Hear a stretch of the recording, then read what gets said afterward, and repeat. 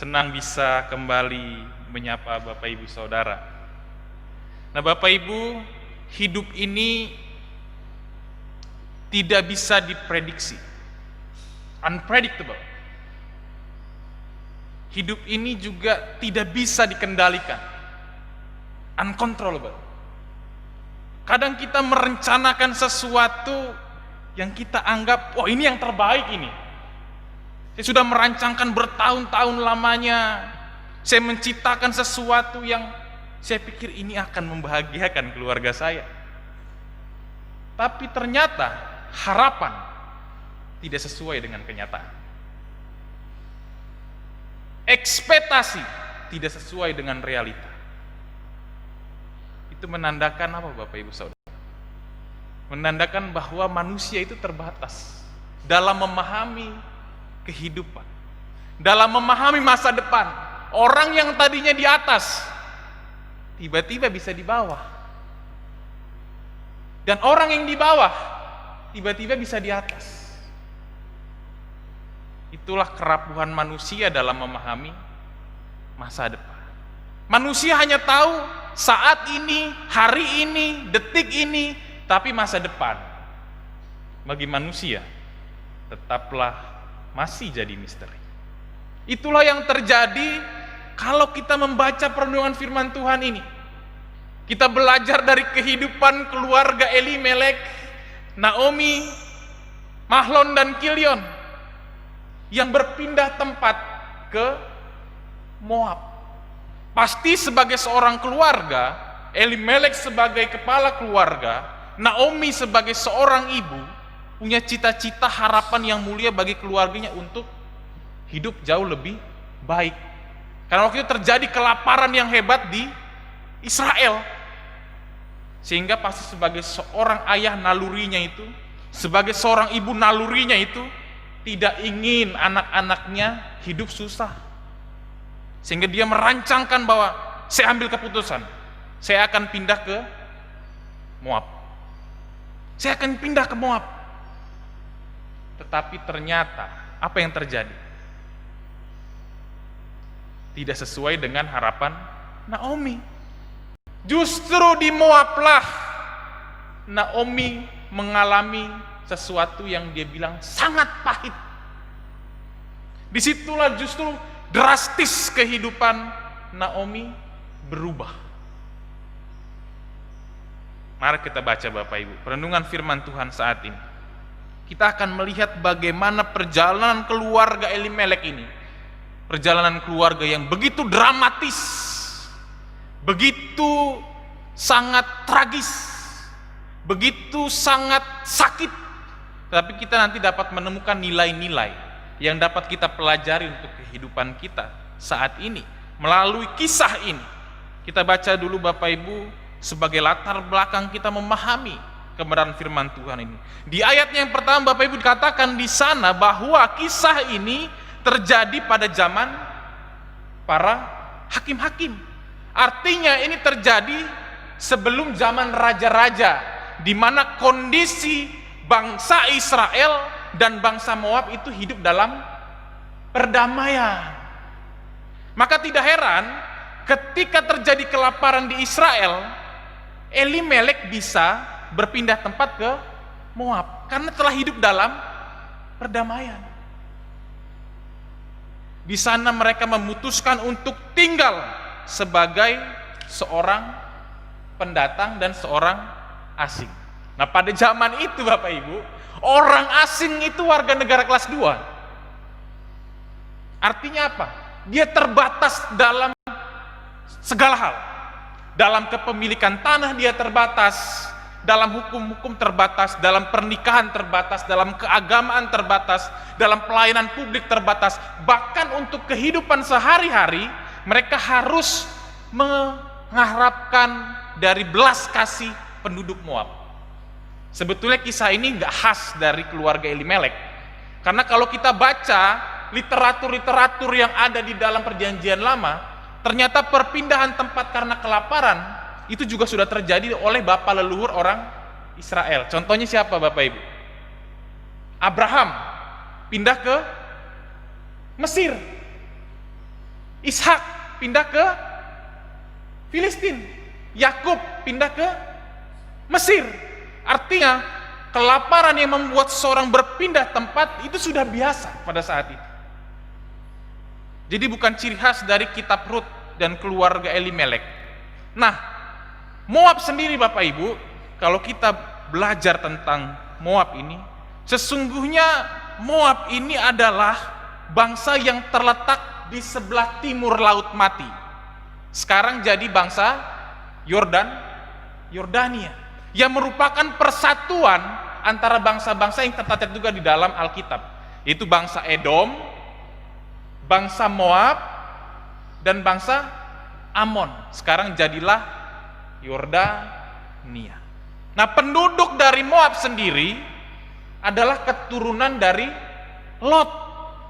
Sebab kalau kita membaca dari literatur yang tertulis dalam Alkitab Ibrani dan Alkitab Perjanjian Lama, Alkitab Kristen, dikisahkan di dalam Kejadian pasal 19 ayat 30 sampai 38, Moab ini adalah hasil keturunan dari Lot ketika ia berhubungan dengan anak perempuan sulungnya. Kita tahu bersama bagaimana kisah itu. Ketika Tuhan ingin menghukum Sodom, Tuhan menyelamatkan satu keluarga. Keluarga siapa itu? Keluarga Lot. Dan ketika itu Lot pindah tempat. Dia menetap di dalam gua di pegunungan karena dia tidak berani pergi ke Zoar untuk menetap. Nah, disitulah terjadi sejarah bangsa Moab, di mana anak-anak perempuan Lot itu berpikir bahwa saya harus menyambung garis keturunan, karena tidak ada laki-laki, saya akan hampiri ayah saya Lot. Lalu ayahnya dikasih apa? Dikasih minum anggur. Lalu anak perempuan ini secara bergilir menghampiri Lot. Singkat cerita, kedua anak perempuannya itu mengandung dan melahirkan anak laki-laki. Anak perempuan yang lebih tua melahirkan anak laki-laki dan diberi nama Moab. Itulah bangsa, bapak leluhur bangsa Moab. Anak perempuan yang lebih muda melahirkan anak laki-laki yang diberi nama Ben Ami. Itulah bapak leluhur orang Amon. Nah, itu sejarah singkat terbentuknya bangsa Moab dan Amon yang sekarang jadi Yordania. Nah, kalau kita baca juga literatur yang tercatat dalam Alkitab Ibrani dan juga Alkitab Kristen dalam Perjanjian Lama, kita dapat menemukan itu di dalam Ulangan pasal 23 ayat yang ketiga, bahwa Moab ini adalah bangsa yang digolongkan sebagai orang-orang kafir, tidak boleh masuk sebagai jemaat Tuhan, bahkan sampai keturunan yang 10 sampai selama-lamanya tidak boleh menjadi bagian umat Tuhan, orang kafir. Tetapi justru di sini hal yang menakjubkan, dari orang yang dianggap kafir namanya tercatat dalam Alkitab. 2 nama perempuan yang tercatat dalam Alkitab, salah satunya Rut, satu lagi siapa? Ya betul, Esther. Dan salah satu nama yang tercatat sebagai silsilah keturunan Yesus Kristus, nenek moyang Yesus Kristus adalah Rut, tercatat dari bangsa yang dianggap kafir. Bagaimana kita tidak bisa memahami rencana Tuhan? Ya.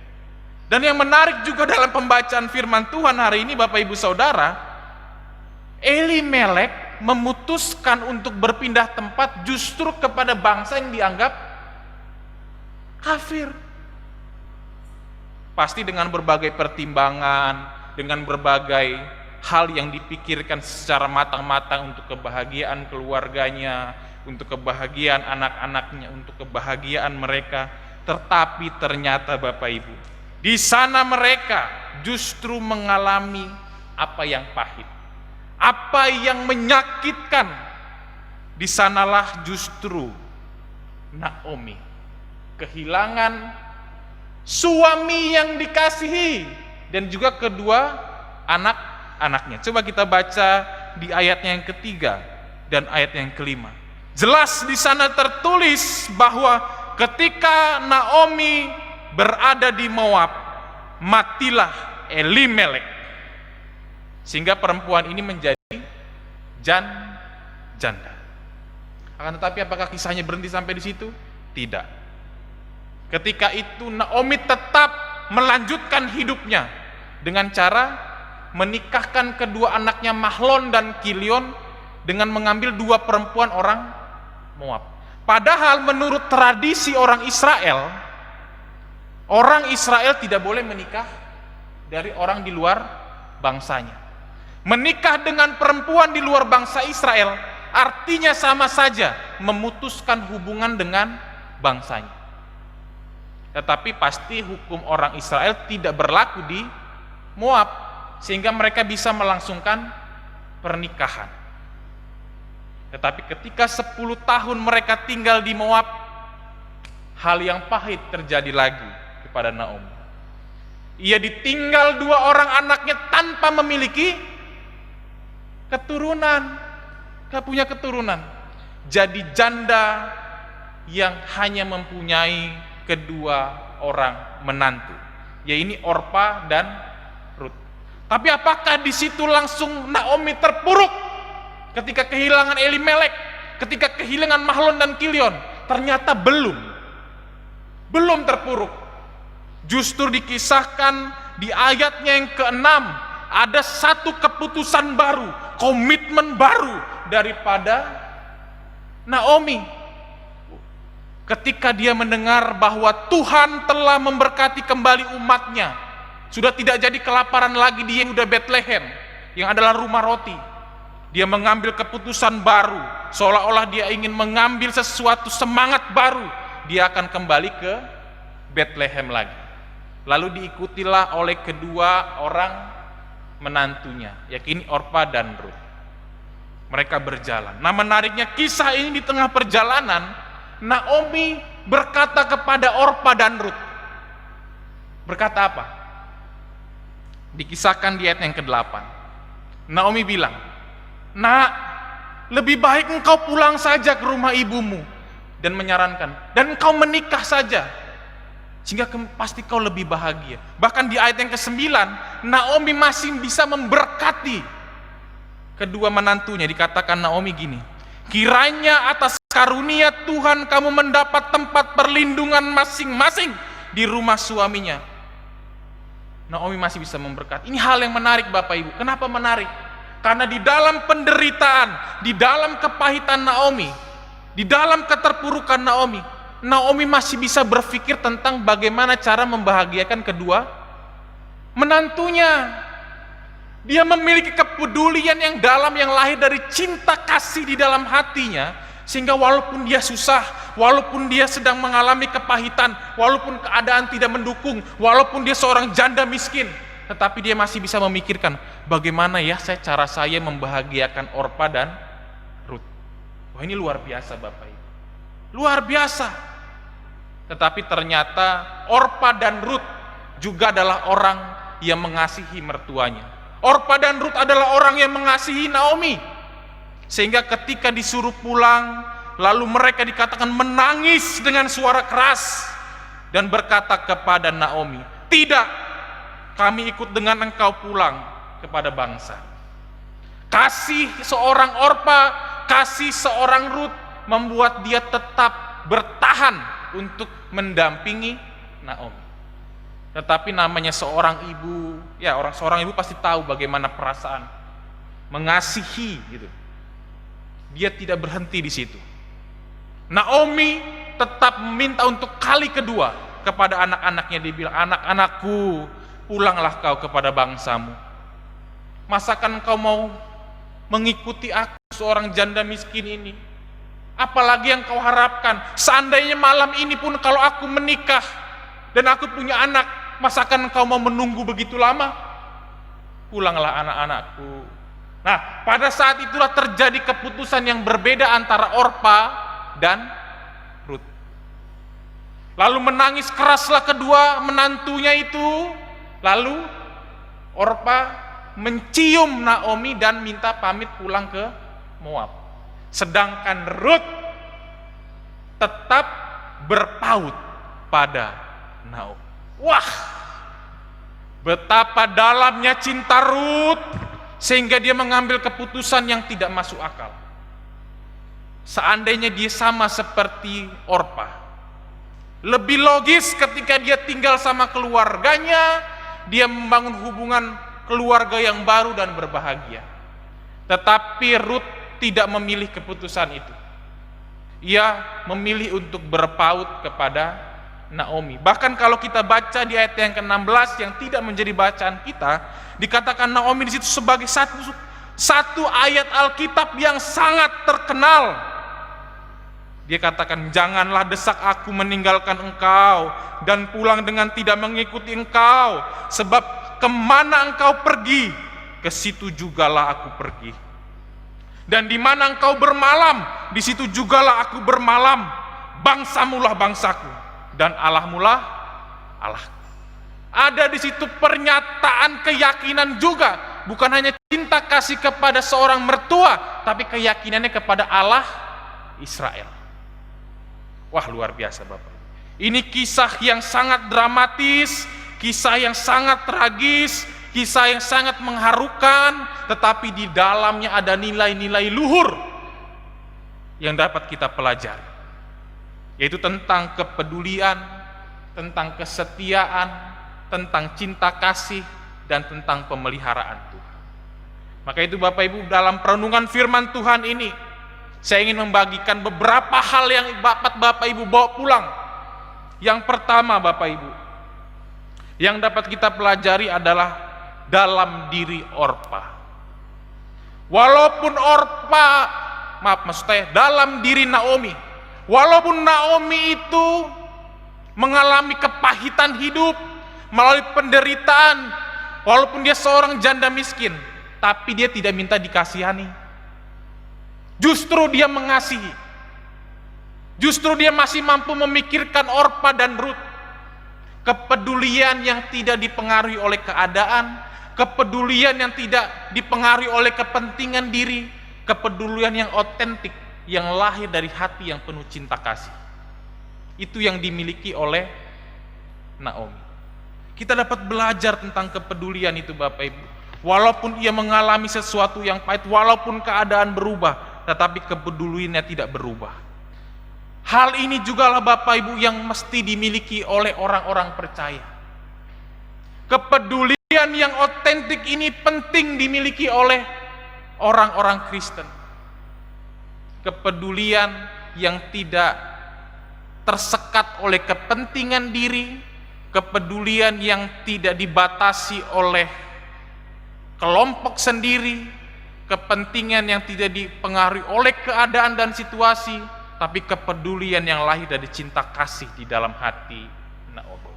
Terutama khususnya dalam masa-masa pandemi COVID-19 ini Bapak Ibu, di mana banyak orang di luar sana yang perlu mendapatkan pertolongan, bimbingan, dan hiburan.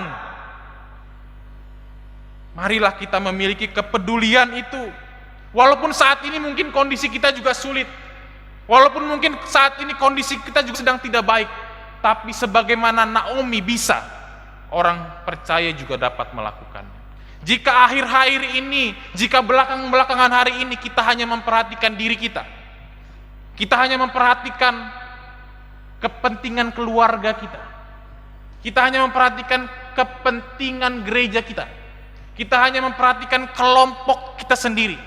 Kini saatnya kita keluar dengan iman dan kasih, menyatakan kebaikan bagi orang yang lemah dan tak berdaya di luar sana. Memiliki kepedulian yang melampaui kepentingan sendiri. Dengan demikian, nama Tuhan bisa dinyatakan di luar sana. Karena kita keluar dari keegoisan, dari kepedulian sektoral, dari kepedulian akan keluarga kita sendiri. Itu hal yang pertama Bapak Ibu. Hal yang kedua yang saya catat di sini, kita dapat belajar dari Rut, di mana kita belajar tentang kesetiaan Rut kepada mertuanya. Walaupun kalau secara logis sebetulnya benar apa yang dikatakan Naomi, bahwa lebih baik dia pulang ke Moab. Dia bisa tinggal sama keluarganya, dia bisa membangun keluarga yang baru dan hidup berbahagia. Tetapi Ruth justru memilih sesuatu yang penuh resiko, yang penuh tantangan, yang penuh konsekuensi. Dia tahu bahwa masa depan Naomi di Bethlehem belum jelas. Tetapi dia memilih untuk tetap berpaut kepada Naomi. Ada kesetiaan dalam dirinya Ruth yang tidak dipengaruhi oleh keadaan. Kita dibuat bercermin oleh Ruth tentang kesetiaan kita. Sebab hari-hari ini Bapak Ibu, cari orang ganteng banyak, cari orang cantik banyak, cari orang kaya banyak, cari orang cerdas banyak, cari orang pintar banyak, tapi cari orang setia itu langka. Mungkin jumlahnya sangat sedikit. Sebab setia dalam keadaan baik, setia dalam keadaan tenang, setia dalam keadaan kaya itu biasa. Tapi setia dalam keadaan suka dan duka, dalam susah dan senang, itu luar biasa. Itulah yang dimiliki oleh Ruth. Dia setia bukan karena keadaan, tapi setia karena dia mencintai Naomi. Kalau Bapak Ibu ingat kisah seorang janda miskin yang memberikan 2 peser, itulah kesetiaan. Jika Bapak Ibu ingat, di dalam Korintus dikatakan jemaat Makedonia, walaupun mengalami penderitaan, tapi walaupun dia miskin, tapi dia mampu memberi. Itulah kesetiaan. Ruth yang berpaut kepada Naomi, walaupun keadaannya susah, itulah kesetiaan. Itu yang namanya kesetiaan. Beberapa banyak orang Bapak Ibu yang ketika mengalami kesulitan, yang mengalami tantangan dalam pelayanan, lalu nggak mau melayani lagi. Berapa banyak orang Bapak Ibu yang karena uang, karena ekonomi, karena finansial bercerai. Berapa banyak Bapak Ibu orang yang karena kesibukan, pekerjaan, karir, kedudukan, lalu mulai renggang hubungannya dengan Tuhan. Berapa banyak? Tetapi kesetiaan itu membuktikan bahwa di dalam skala keadaan hati kita tidak berubah. Hati kita tetap melekat kepada Tuhan. Saya ambil contoh kecil ya Pak ya. Misalkan saya 1 bulan itu dikasih gaji sama Tuhan, karena kita percaya bahwa berkat itu dari Tuhan. Dikasih Tuhan 1 bulan itu 2 juta. Dan kita percaya bahwa di dalam gaji itu ada bagiannya Tuhan dan bagiannya orang lain. Tapi kita pegang erat-erat, kita tidak mau memberi. Apakah itu yang namanya setia? Tidak. Artinya dia tidak setia. Maka Tuhan Yesus katakan, setialah dalam perkara-perkara kecil, maka engkau akan dipercayakan perkara-perkara yang lebih besar. Setia itu bukan soal keadaan, setia itu adalah sikap hati. Itu yang kedua Bapak Ibu. Yang ketiga, kita belajar juga tentang pemeliharaan Tuhan. Keberadaan Ruth yang berpaut kepada Naomi tidak hanya dipandang dari sisi manusiawi, bahwa karena Ruth itu mengasihi dan mencintai mertuanya, tetapi juga adalah bentuk cinta kasih Tuhan yang memelihara Naomi melalui kehadiran Ruth. Kenapa saya katakan begitu? Karena kalau kita baca keseluruhan kitab Ruth ini, di akhirnya dikatakan Ruth melahirkan Obed, yang adalah leluhurnya Daud. Sehingga namanya Ruth tercatat sebagai silsilah Yesus Kristus. Artinya apa? Seluruh perjalanan kehidupan Naomi itu ada dalam kendali dan pemeliharaan Tuhan. Tidak terlepas dalam kerja Tuhan memelihara. Tidak ada yang kebetulan Ruth di samping Naomi. Tidak ada kebetulan Ruth di kebunnya Boas. Tidak ada yang kebetulan. Semua dalam kendali dan rancangan Tuhan. Itu yang ketiga. Bapak Ibu Saudara, di dalam kepahitan Naomi itulah justru Tuhan munculkan harapan dalam diri Rut. Bapak Ibu, saya tidak berbicara tentang bahwa Bapak Ibu harus selalu berpikir positif, tidak. Tidak harus selalu menolak keadaan, tidak. Yang saya maksudkan adalah terimalah realitas itu apa adanya, tapi di sisi lain kita juga percaya ada realitas yang lebih tinggi yang sedang berkarya dalam kehidupan kita. Itu yang mesti jadi keyakinan, bahwa Tuhan pelihara hidup kita. Mungkin Bapak Ibu saat ini ada yang mengalami kesulitan, ada yang dirumahkan, ada yang di PHK, ada yang mengalami sakit penyakit bertahun-tahun, ada yang mengalami keterpurukan bisnis. It's okay. Terimalah itu sebagai satu kenyataan. Kita tidak bisa rubah waktu, kita tidak bisa rubah segalanya, kita hanya bisa menerima itu. Tetapi juga percaya bahwa ada Allah yang bekerja dalam segala sesuatu untuk mendatangkan kebaikan. Masalah boleh besar, tapi kabar baiknya Tuhan kita lebih besar daripada masalah yang kita hadapi. Disitulah kita percaya bahwa segala sesuatu ada dalam kendali Tuhan, dalam kontrol Tuhan. Daripada kita kecewa dan terpuruk berlarut-larut dalam keadaan, lebih baik kita membangkitkan diri sampai kita menemukan solusi.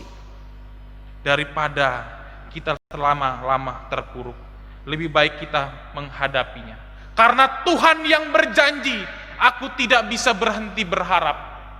Karena Tuhan yang berjanji, aku tidak bisa berhenti menanti. Karena Tuhan yang berjanji, aku tidak bisa berhenti percaya bahwa hidupku terberkati. Kalau Tuhan bisa kasih Rut dalam kehidupan Naomi untuk membangkitkan harapan dan menyelesaikan masa depannya, Tuhan juga dapat memberikan siapapun dalam kehidupan kita di dalam kesulitan-kesulitan yang kita hadapi. Akhir kata Bapak Ibu, saudara-saudari yang terkasih, milikilah 3P yang tadi. Kepedulian, kesetiaan, dan kepercayaan yang ekstra. Sebab kita percaya bahwa di dalam Tuhan kita lebih daripada orang-orang yang menang. Tuhan Yesus memberkati kita sekalian. Amin. Mari kita ambil saat teduh sejenak untuk merenungkan firman Tuhan yang telah kita dengar. Kita bersaat teduh.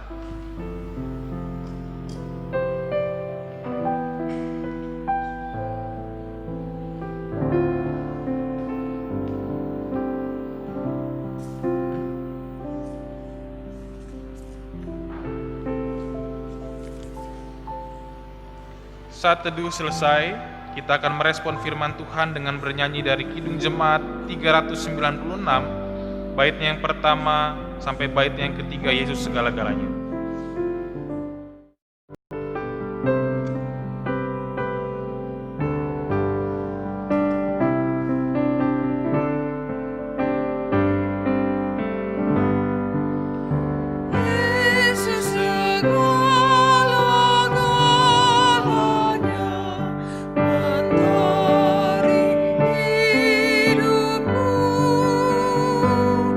Sehari